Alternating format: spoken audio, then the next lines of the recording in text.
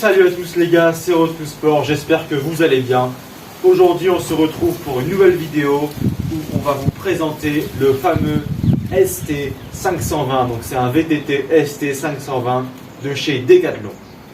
Alors c'est un vélo très populaire chez les jeunes comme chez les moins jeunes. Voilà, c'est vraiment un produit phare de Decathlon qui malheureusement actuellement n'est plus en vente. Donc voilà, on est très déçus. Mais sachez que pendant des années, ça a été vraiment un des produits phares de la marque. Donc c'est un VTT avec des roues de 27,5 pouces, avec une fourche de 80 mm d'amorti, comme on peut le voir juste ici. Voilà, donc c'est amorti. On peut régler l'amorti avec la molette située au-dessus de l'amortisseur. Voilà, ici on règle le poids. Donc voilà, Théo il a bien son poids, je crois, ou je sais pas. Voilà, donc on règle vraiment au poids de l'utilisateur. Ensuite, on a des freins à disque mécaniques, c'est-à-dire avec un disque. Donc c'est pas à patins, c'est déjà bien pour freiner quand il pleut ou pour mieux freiner tout simplement, parce qu'en fait les freins mécaniques ça freine beaucoup mieux que les freins à patins. Pour la plupart, après les bons freins à patins de compétiteurs ils sont forcément mieux. Donc voilà, c'est un VTT qui coûte 300 €. Maintenant il n'est malheureusement plus en vente, mais sachez qu'il y a un peu son équivalent qui est le ST120, même s'il est 20 € plus cher et qu'il est moins bien. Voilà, ça c'est un peu dommage. Mais revenons sur ce VTT. On a ici trois plateaux de 8 vitesses. Donc ça permet d'avoir 24 vitesses, c'est quand même pas mal. On peut voir ici le changement de vitesse qui se fait par appui sur ses embouts. Donc là Théo a cassé ses transmissions comme on vous l'a dit dans la vidéo précédente, donc c'est pour ça que ça marche pas. Mais normalement, chez quelqu'un qui n'a pas cassé son vélo, ça marche. Voilà, on a aussi ici une petite sonnette qui est aussi un peu abîmée parce que Théo est tombé, je crois. Ensuite, on a un cadre en aluminium. Donc le VTT pèse 15 kg, c'est quand même assez imposant, mais ça passe, je trouve, parce que le poids est assez bien réparti.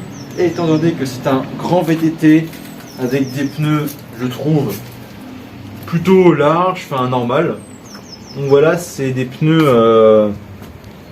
Alors j'ai pas les dimensions exactes malheureusement, mais on peut voir que c'est quand même assez imposant. Voilà, c'est pas négligeable non plus. Voilà. On a aussi au niveau des freins, donc les freins s'actionnent ici et ici, à droite et à gauche. Donc ici à droite c'est cassé parce que Théo a cassé ses freins. Ensuite on a bien évidemment des pédales. Donc les pédales sont en plastique. Voilà, donc là il y a aussi de la terre. Voilà. On a un porte-gros qu'on a installé en plus, c'est pas vendu avec. Sachez-le. Alors maintenant, je vais passer un peu à mon avis sur le vélo. Après plusieurs sorties VTT, après plusieurs essais de ce vélo, je l'ai trouvé qu'il était pas mal. Mais moi, je suis quand même allé en réparation 4 fois. Donc vraiment, il est assez fragile, vraiment très fragile, quoi. Je trouve vraiment il est vraiment trop fragile.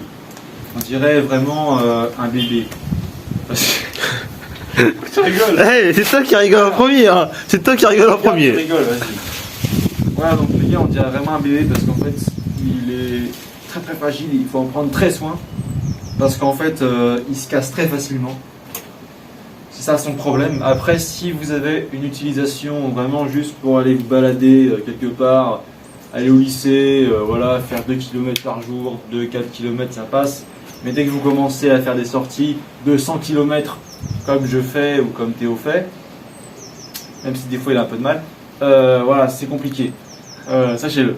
Donc, ce vélo, il est trouve à un prix abordable. 300 €, voilà, c'est abordable. Mais il lui manque quand même beaucoup de choses, quoi.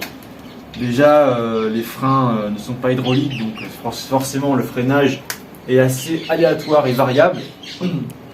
Voilà, dès qu'on a une feuille dessus, ça freine moins bien, tout ça. Parce qu'en fait, c'est des patins qui viennent serrer le disque et non de l'huile par pression. Donc voilà, c'est un vélo, si vous voulez voilà, sortir un petit peu, faire un peu des sorties VTT tranquille.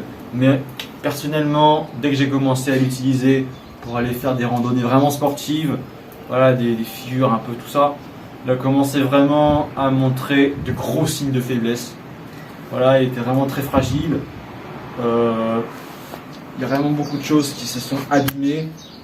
Par exemple, moi j'ai ma fourche, donc il y a un jeu, c'est-à-dire qu'elle bouge en avant en arrière parce qu'en fait j'ai trop fait rebondir le vélo. C'est pour vous montrer que vraiment c'est un vélo vraiment pour débuter. Voilà. Moi je compte personnellement en prendre un nouveau, même si j'ai toujours un 520. Je compte en acheter un nouveau, par exemple, je pense notamment au VTT Summit 700 LTD de Intersport qui est à 350 € en ce moment, je crois, avec des freins hydrauliques, donc ça a l'air intéressant. Voilà. Sur ce, j'espère que cette vidéo vous aura plu, qu'elle vous aura informé sur ce VTT qui, je trouve, est quand même un bon rapport qualité-prix, parce que si vous n'avez pas une utilisation assez forte, voilà, assez sportive, et ben en fait ce vélo vous conviendra totalement. C'est un vélo qui garde un esthétique assez beau, je trouve, qui a une tenue de route pas mal. Donc voilà, je vous le conseille pour ceux qui débutent, et pour les confirmés, je vous conseille plutôt de vous tourner vers des vélos plus haut de gamme. Sur ce, prenez soin de vous et faites du sport. Ciao.